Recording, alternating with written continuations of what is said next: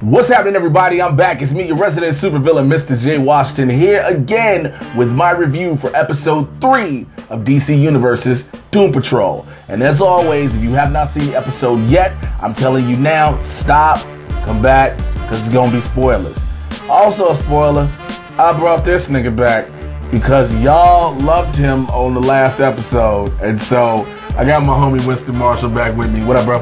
What's good, man? Glad to be back. Man, thank you for having me back, y'all. I appreciate the love. You know, I'm starting to figure out that you put two supervillains together and all of a sudden you can take over the goddamn world. You take over the world one internet at a time. Mm-hmm. I don't know how the fuck that works. Anyway.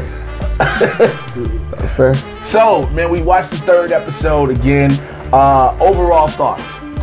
I really appreciate I'm grabbing my notes. No worries, I got mine here on my phone. I really appreciate the world building that this show is doing. Mm-hmm. I think that what they have done is they're continuing this through line of like shows are supposed to do, taking a particular theme but doing it in their zany, ridiculous sort of fashion. No, you're fine, man. It's all good, and I think that's this little thing in my throat. It's like a cough, and it keeps happening because it's dry and the weather keeps changing, and I get nervous because I had surgery.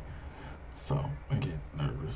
I'm really glad I didn't say my joke then, because I forgot about the surgery for a second, and I would have just been an insensitive asshole. So I'm just going. You wouldn't have been insensitive. You'd just been an asshole. Yeah, that's fine. But go ahead and say what you're gonna say. No, it's fine. It's not even that funny. I was gonna say what you were saying about Doom Patrol. All I was gonna say is I appreciate that they are taking they are making sure to keep that theme and element there the entire time throughout the episode, and to plan. I mean, that's what good shows do. It's just your A, B, C, D storylines are all supposed to revolve around a particular theme, but the way that they do that and allow you to really dive deep within each single character every single episode. I only have one gripe. The only person they really don't get on is Rita, which I think we've been talking about earlier. They'll get to that in the next episode. Yeah, I think they'll get to Rita's origin and more in depth. Not even origin, just her backstory. Because in this one, we saw how Cyborg became Cyborg, which, if you know the comics, he originally got in a car accident, which caused him losing limbs and things like that. The twist they've done on this was him causing an accident in his mom's laboratory, where I watched the video. Now, again, spoilers, that explosion came from the outside. You think so? If you look at it again, like the explosion came from the outside, not from whatever he threw. Well, the storyline that I normally stick to is what I believe is New 52 with Cyborg, about how there was an explosion at Silas's lab because Darkseid was coming and he ended up putting a mother box in him, and that's how he ended up. Which I'm also wondering, are we gonna go that route? Is because we haven't talked about that yet. Is Cyborg really a mother box? Well, and that would open up to a whole other litany of other stuff. I don't think they're going to do that because he keeps referring to this AI as Grid. Yeah. So I think it probably is something that Silas had hatched maybe at Star Labs one way or the other. But it was very interesting that to add that element with Cyborg, and that I like about the Doom Patrol. For pretty much all of them, Jane might be the only one we don't know yet because they haven't gone into her particular origin other than saying that she was experimented on. Everybody has put themselves in this position. Rita was a huge fucking bitch, wasn't paying attention, fell in some muck, became a woman. Cliff got in the car accident because, he wasn't paying attention. He was fighting with his wife. On the road. Ended up dying that way. Negative Man, I mean, everything that was kind of going on, he wasn't paying attention during the flight thing, hit the cosmic rays, and now he's stuck with this. Which also, I want to go into that about Negative Man. Excuse me. Sorry, dry throat. Water ain't been working. I think I should have some. Nigga, can you stop drinking Hennessy for 2 seconds so you can actually talk? At least put some lemon and honey in it, nigga, to get a salve going in your throat. First of all, I'd like to say for the record, I do not drink Hennessy. Yes, black people, I can't. Why? Because I've had many bad situations off Hennessy when I was younger.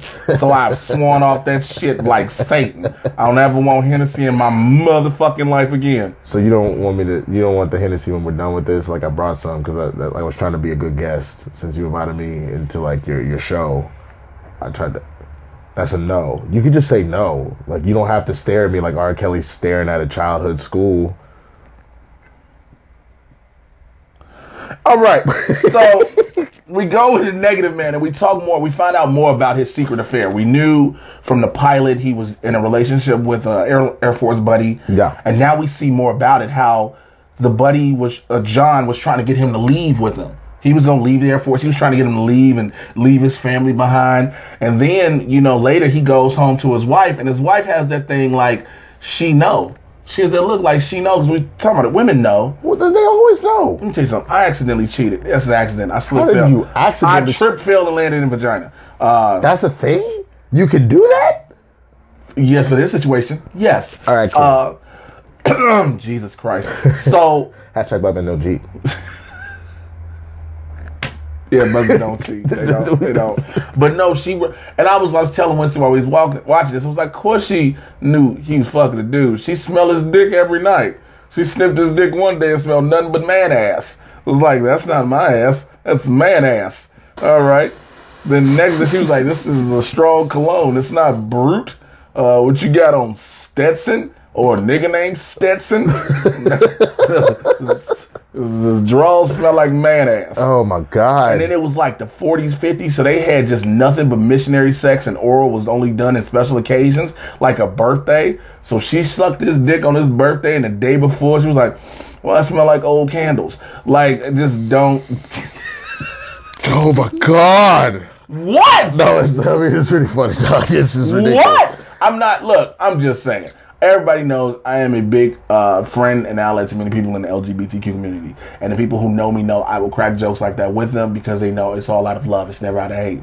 But in this situation, it's still out of love. When we talk about that, like, she knew, and she kept dropping jewels that she knew. Was like, you know, you said things would be different because you was just late night hanging with the fellas. Which, by the way, I'm going to say this to even my lady viewers. If your man, your partner ever says every night they just hanging with their peoples, they fucking somebody else. There's no ifs, ands, or buts to that. Nobody's hanging out with their friends every night. That's not unless they're in a relationship, goddammit. I got friends I've been friends with for 25, 30 years. I don't even want to see the motherfuckers more than 3 hours at one time. I mean, I live with somebody. Matter of fact, I'm sorry to my boy who I know, one of my best friends is probably watching this. Lucas, listen, I love you to death, bro. We've been ride or die since like 6th grade. Nigga, after 4.5 hours, we both get tired of each other. Until liquor get involved, and we like, all right, friend. No, but that's real. My roommate from we graduated college together, and we've been living because LA's expensive as fuck. But we've been roommates this entire fucking time. And truthfully, I don't want to see the nigga unless it's to play Mario Kart to talk about rent. That's pretty much it. Jeff, I love you. You my homeboy, and obviously we going kicking and shit. But like, you feel the same way, nigga. You come home from bartender and you're like, I don't want to talk to you. I just want to watch Game of Thrones and go to my room. Hey, matter of fact, I want to bartend just so I can see what it's like. Because I want to see if my bartending life would be like everything I've seen in TV shows. Like the thick, chocolate bartender. He gives the one cute lady a drink. And next thing you know, y'all fucking on the back of a balcony. Nope. No. It won't happen for me like shit. that. Anyway.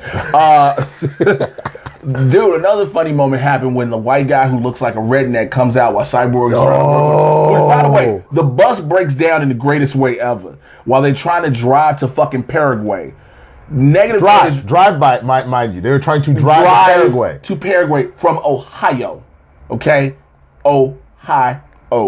Now, the driver, Negative Man is behind the wheel at one point, because the drive, by the way, is the funniest shit. One of the funniest things happened in the episode. Negative Man is driving. He's talking to the negative energy inside himself. He's like, you know what? I'm not wrong saying I want to set some ground rules. Stop being such a fucking dick.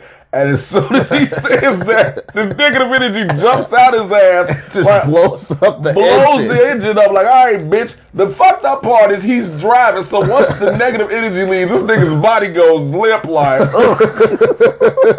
behind the wheel.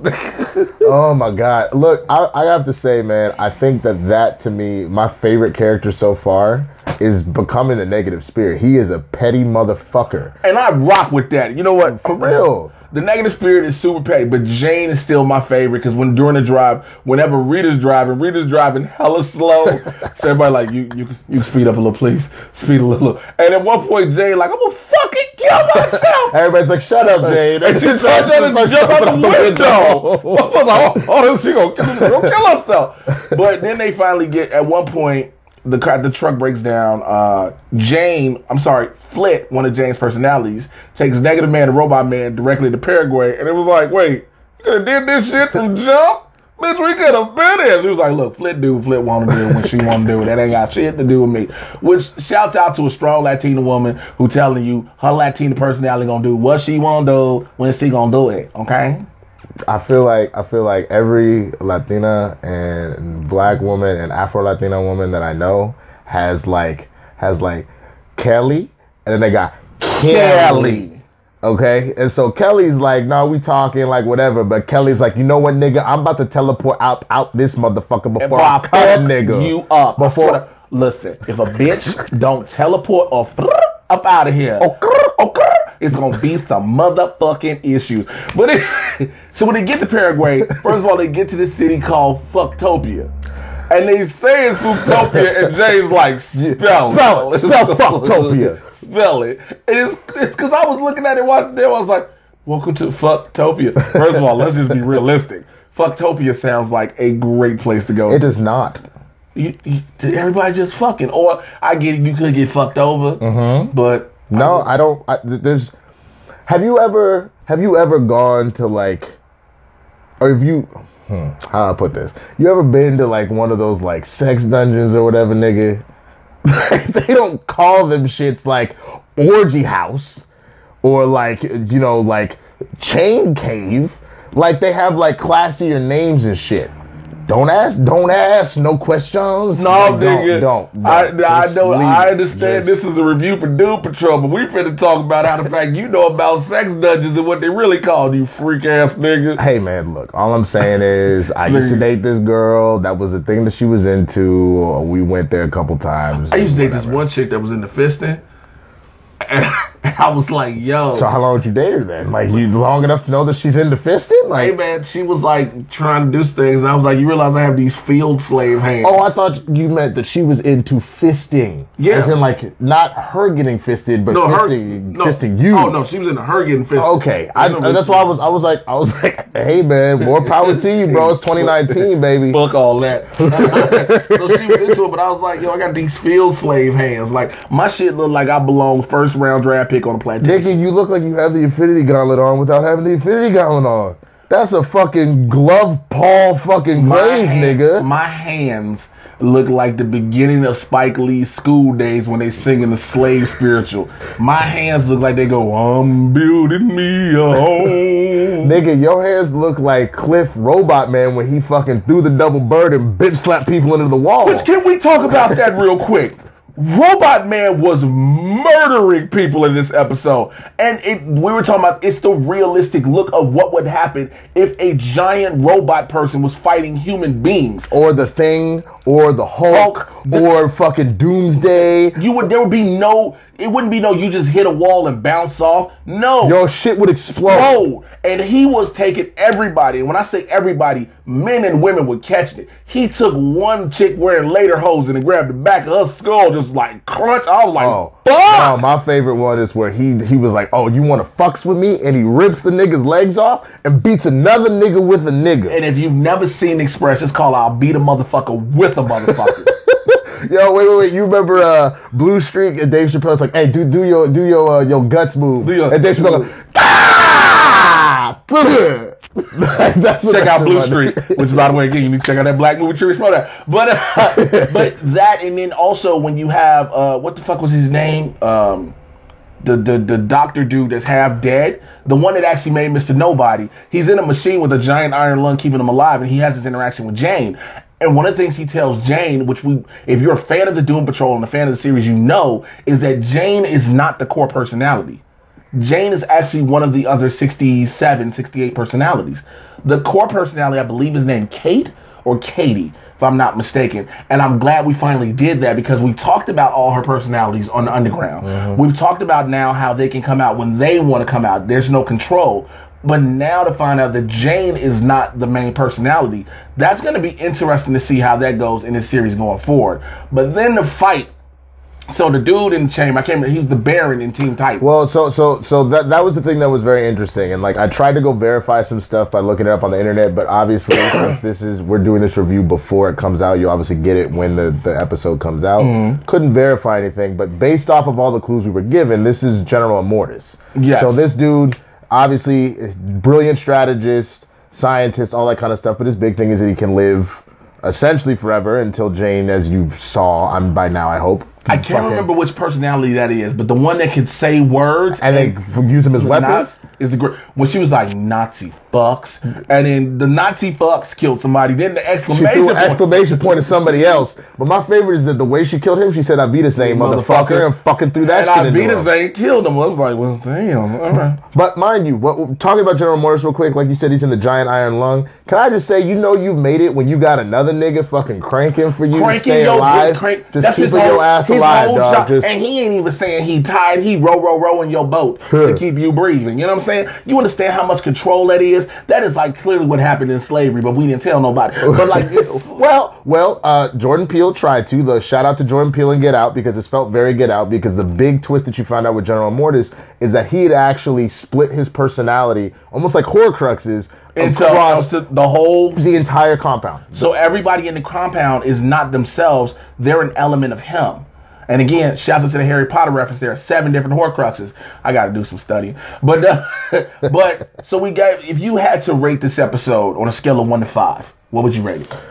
I know I gave last episode 4.5. I'd probably give this a 4. I pull it down just a little bit, just because like you are not necessarily meeting anybody new. You're kind of trying to move stuff along a little bit, but I still enjoyed myself. You know what I'm saying? I got a chance to really know more about Negative Man and what this relationship is, which I have my own theory about what the negative spirit kind of is. I mentioned to you when we were watching. It reminds me very much. Shout out to Dark Phoenix coming out. I hope it's not bad, but them trailers made me feel some type of way. But either way, all I was going to say is it feels like when the Phoenix Force comes into to Jean Grey and really latches onto her emotions like that and really just almost takes her rage, and that becomes her manifestation. That's what this Negative Man feels like. It feels like the negative specific, which is funny, I guess, and maybe that's tied to his name, but the negative energy that he has from not accepting who he is sexually, like losing his family, losing his actual lover, losing everything that he cared about. And his skin. But not his teeth. Are you fucking kidding me? This motherfucker is burnt to 7 levels of a crisp. You know what I'm saying? He is Freddy Krueger rebroiled. You know what I'm saying? He's refried Freddy. And this motherfucker has the perfect whitest teeth. That shit don't make no goddamn sense. What type of strong ass enamel do you have that your teeth ain't burned? They must be fake teeth. You know what I'm saying? Them all prosthetic. You ain't got them George Washington. You got the George Washington joints, bro. George Washington. I cannot tell a lie. That makes some more sense. Teeth are made of wood. But yeah, so 4.5. Yeah. But 4. I would give it a 4. Like I really enjoyed it. My only gripe is I still don't know a lot about Rita, which makes me not want to give a fuck about her. And like what sucks with that is that you don't want to get to that point, and obviously hopefully next episode they'll actually address it and you're just taking your time with everybody. But that was one of the things that I at least appreciated about Titans, is instead of like, fine, here's every character, when they're ready to introduce you to somebody and tell you about their backstory and whatnot, you got that opportunity. I give it a 4.5. This episode and this show is growing on me so well. I didn't even care that much about Cyborg and how he looks. I get they're trying to show us a little more now. He at one point had the jacket open so you can see the chest plate.